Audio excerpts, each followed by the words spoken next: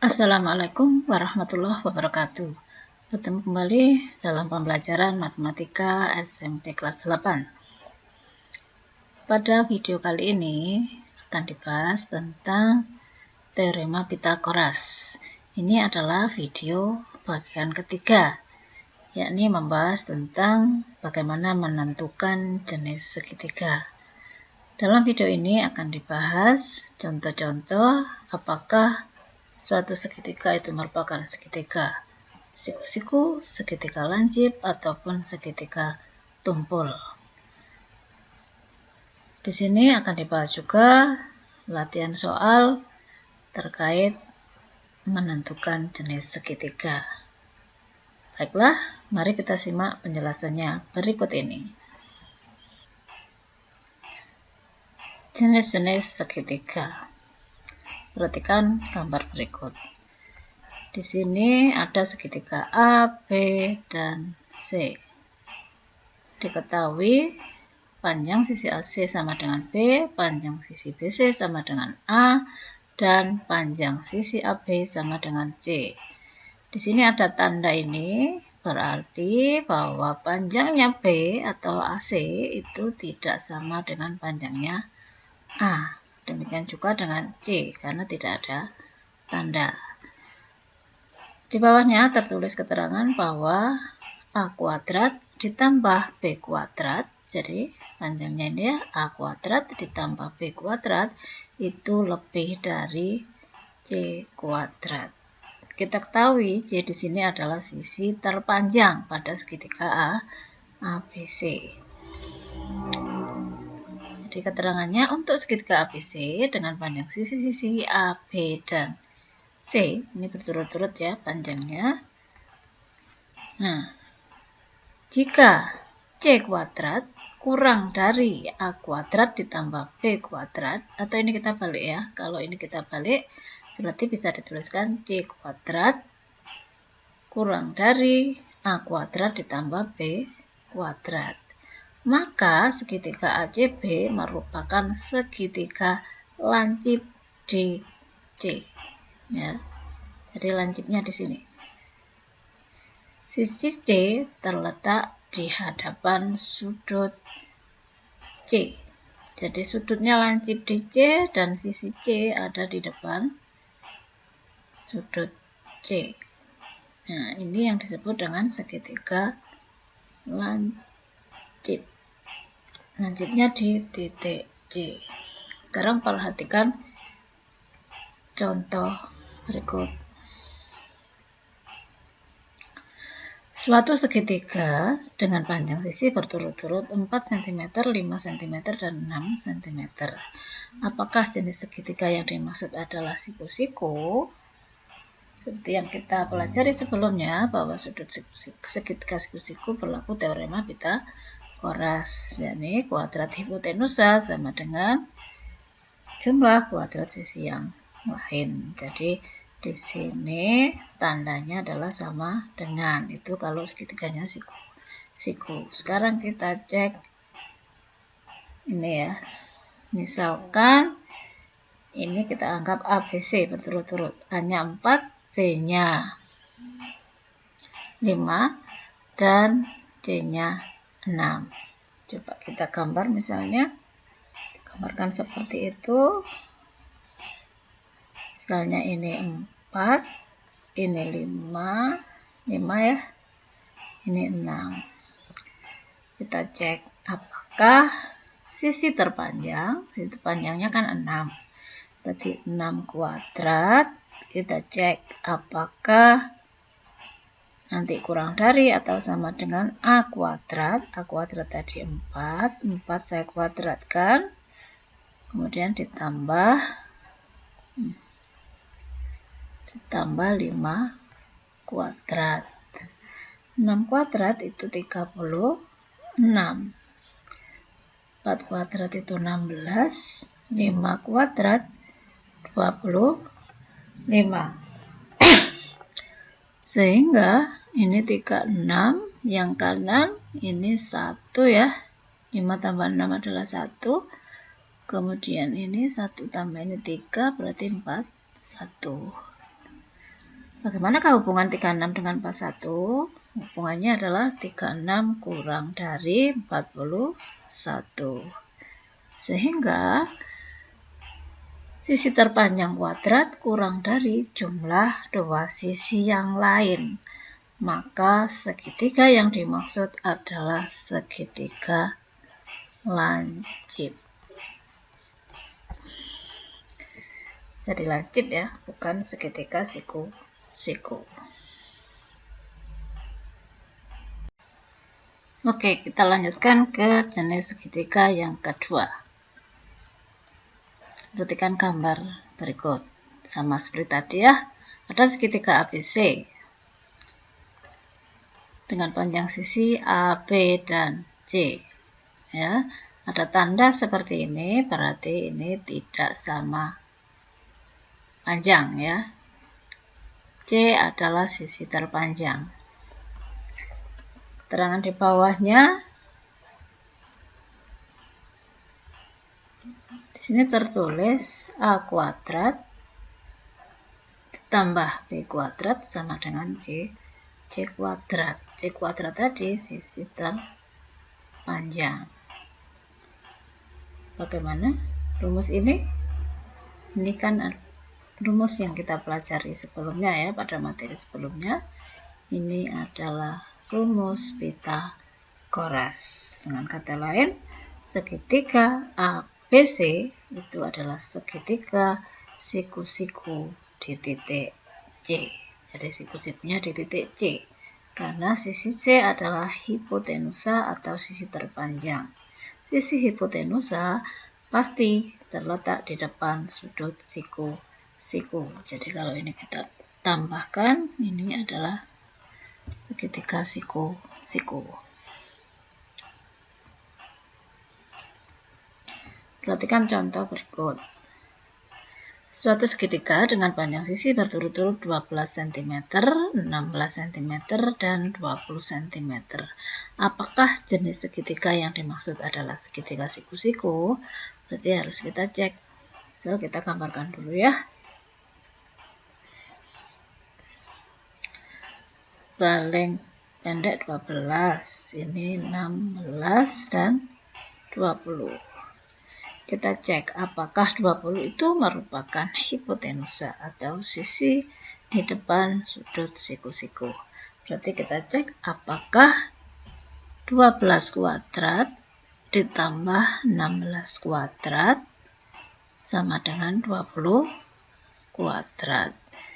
Ini 144, ini 256, apakah sama dengan 400? Ini tambah ini 0 ya, 6, 9 berarti 0, berarti 400. Sehingga segitiga yang dimaksud ini adalah segitiga siku-siku. Atau kalian bisa menggunakan triple Pythagoras ya. Triple Pythagoras, di situ ada 3 sisi berturut-turut 12, 16 dan 20. Kita cari FPP-nya.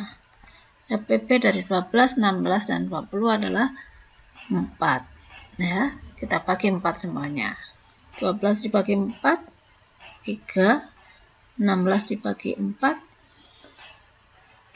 4, 20 dibagi 4 5. 3, 4, 5 ini adalah triple Pythagoras.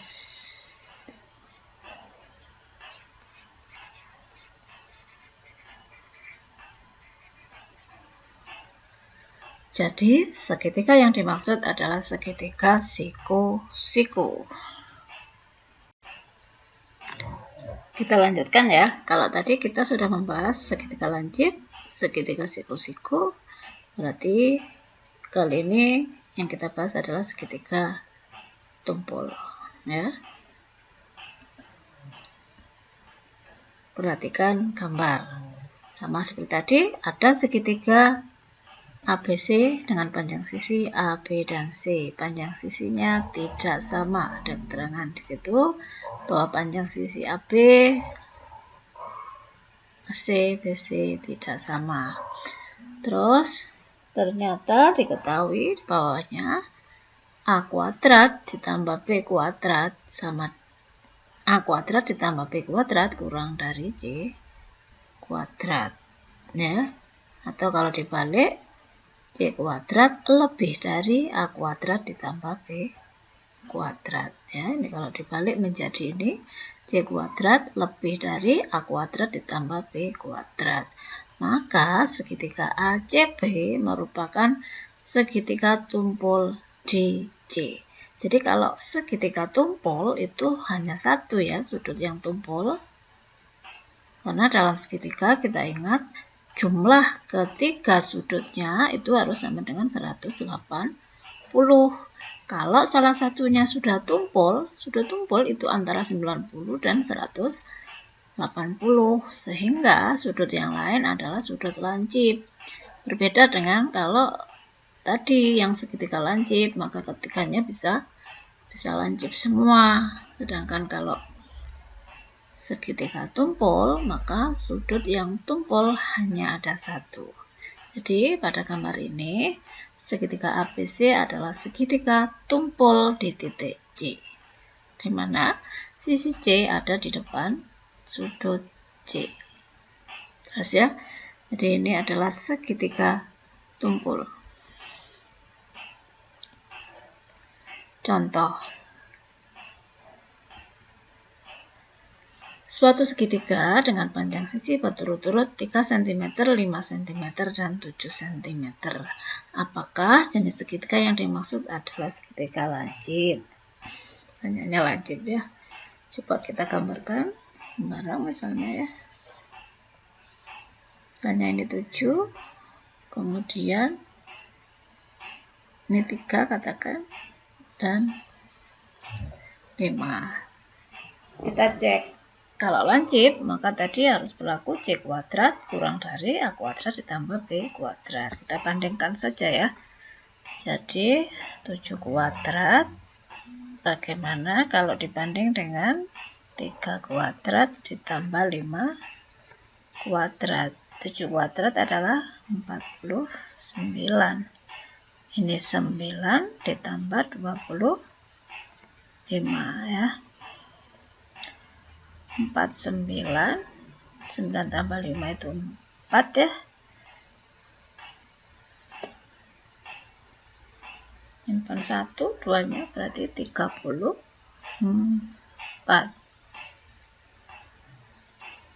Sehingga kalau dihubungkan 49 lebih dari 34. Dengan kata lain ini C kuadrat lebih dari A kuadrat ditambah B kuadrat. Sehingga segitiga yang dimaksud adalah segitiga tumpul, bukan lancip, ya. Segitiga tumpul.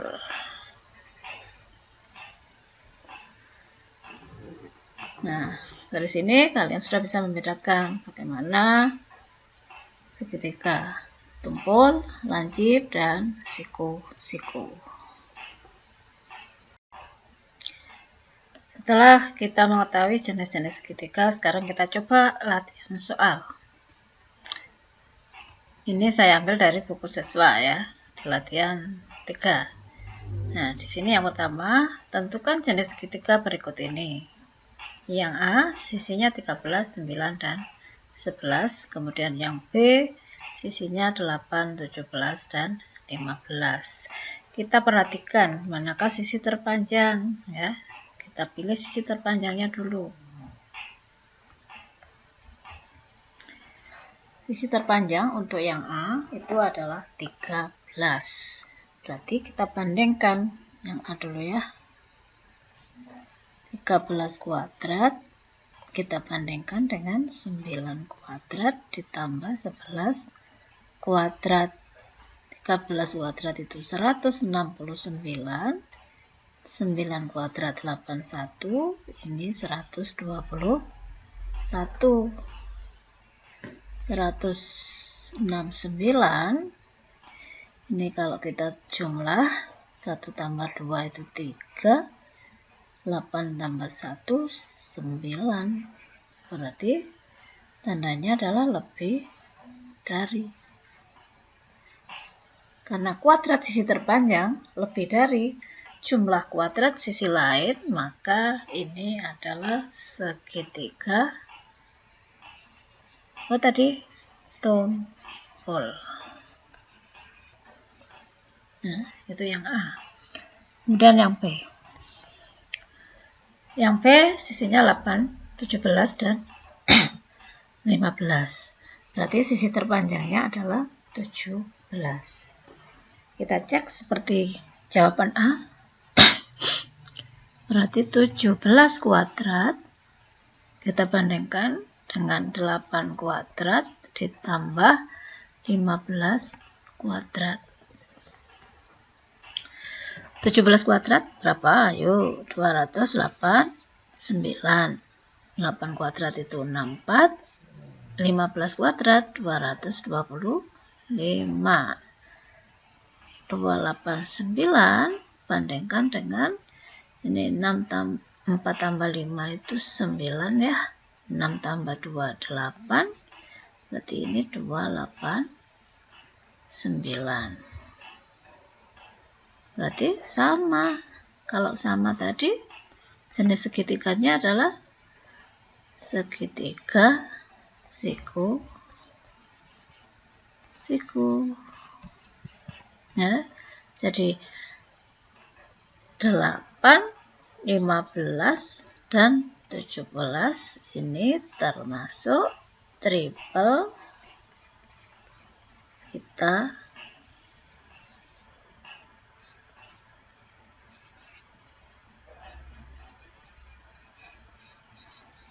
Termasuk triple Pythagoras karena berlaku teorema Pythagoras untuk pasangan 8, 15 dan 7. Baik, kita lanjut ke soal kedua. Masih dari buku siswa ya. Jika 32x dan 68 adalah triple Pythagoras, berapakah nilai x? Tunjukkan bagaimana kalian mendapatkannya.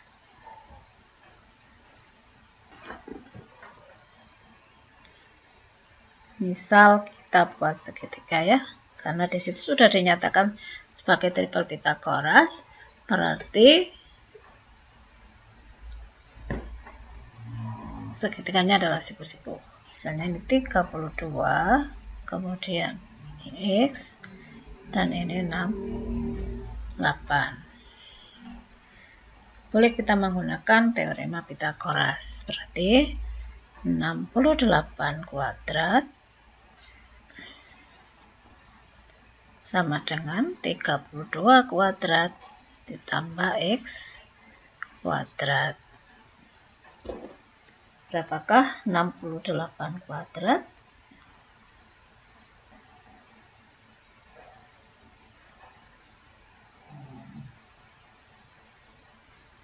4.624.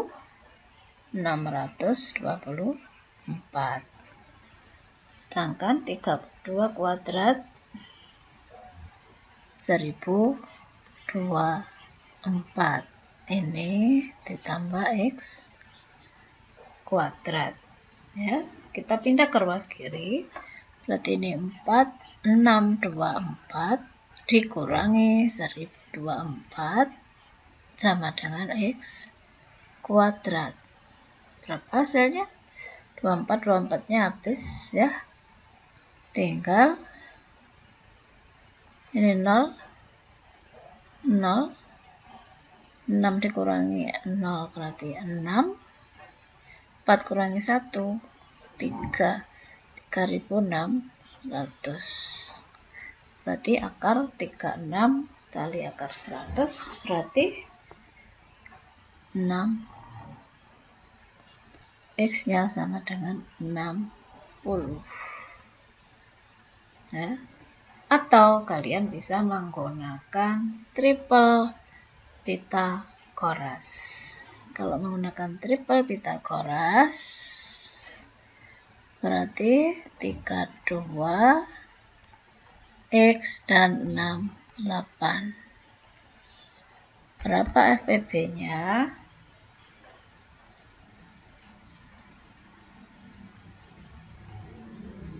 Kalau angka besar boleh kita lebih dari satu kali ya baginya. Misalnya ini saya bagi 2 semua, saya sederhanakan, berarti ini berapa? 16. Kemudian ini nanti X per 2 berarti ya, ini X per 2. 68 bagi 2, 34. Masih bisa dibagi 2, berarti 8. Ini X per 4. Kemudian ini 17. Ya. Tadi barusan kita bahas triplenya adalah 8, 15, 17. Ya. X dibagi 4 berarti sama dengan 15. Berarti X sama dengan 4 kali 15. X sama dengan 60. Sama ya. Kalian boleh menggunakan teorema Pythagoras atau menggunakan triple Pythagoras. Jelas ya? Oke. Kita lanjut dengan soal yang ketiga, terakhir ini ya. Panjang sisi-sisi segitiga adalah 1 cm, 2A cm, dan 3A cm. Buktikan bahwa ketiga ukuran tersebut bukan merupakan triple Pythagoras. Ya, jadi 1 cm, 2A, dan 3A. Buktikan bahwa itu bukan triple Pythagoras. Kita buktikan dulu ya. 1, 2A, dan 3A. Berarti kita cek 1 kuadrat ditambah 2A karena 2 suku ya, 2 ini. Berarti ini kuadrat tidak sama dengan 3A kuadrat. 1 kuadrat itu 1, 2A kuadrat berarti ini 2 kuadrat, 4A kuadrat. Ini 9A kuadrat. Ini kan memang tidak sama. Ya, jelas tidak sama.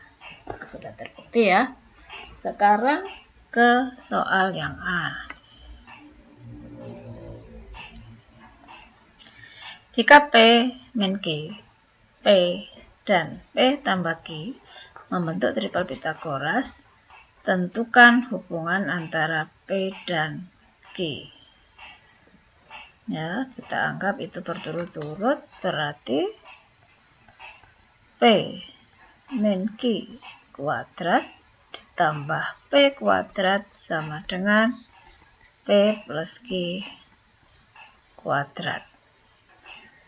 Kita uraikan. Berarti ini P kuadrat. Ingat ya, sudah dipelajari sebelumnya di operasi aljabar. Berarti ini minus 2PQ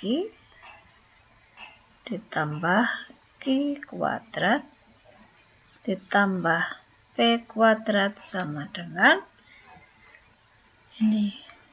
Lawannya ini berarti P kuadrat ditambah 2PQ ditambah Q kuadrat. Kita jadikan satu ya, yang sejenis. Ini ada P kuadrat tambah P kuadrat, berarti 2P kuadrat. P kuadrat yang sebelah kanan kita pindah ke kiri, berarti ini dikurangi P kuadrat ya.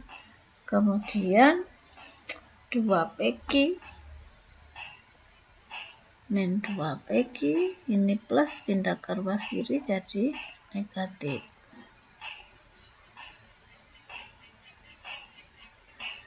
Ya, ini ada P, ada P. Sekarang Q ininya saya biarkan di sini. Q kuadrat dikurangi, ini pindah ke kanan ya, Q kuadrat. Berarti ini tinggal P kuadrat min 4PQ sama dengan 0.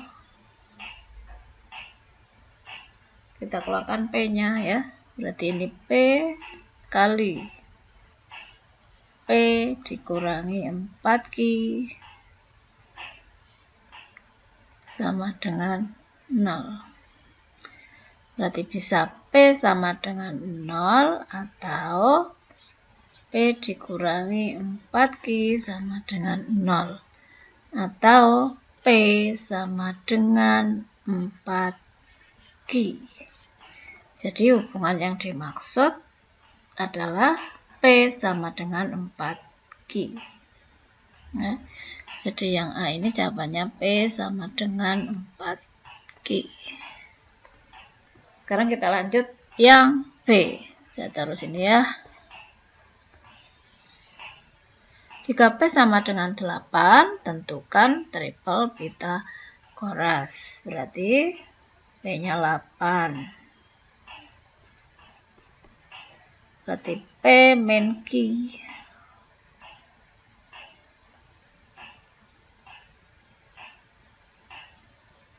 Ini berapa nanti ya? Kemudian satunya P tambah Q. Dari mana kita menghitungnya? Dari jawaban A. Tadi diketahui P sama dengan 4Q. Saya tulis di sini. P sama dengan 4Q. Berarti 8 itu 4 kali berapa? Berarti Q-nya adalah 8/4. Q-nya sama dengan 2. Berarti P min Q, berarti ini 8 dikurangi 2 sama dengan 6. Sedangkan P tambah Q, 8 tambah 2 sama dengan 10. Sehingga triple Pythagorasnya adalah yang terkecil 6 ya. Berarti 6, 8, dan 10. Ini jawaban yang B. Semoga bisa dipahami ya. Silakan diulang kalau belum paham. Baik, ini adalah soal terakhir. Berarti setelah ini silakan kalian memperdalam dan mempelajari lagi materi ini. Silakan kerjakan soal-soal yang ada di buku siswa yang belum kita bahas tadi.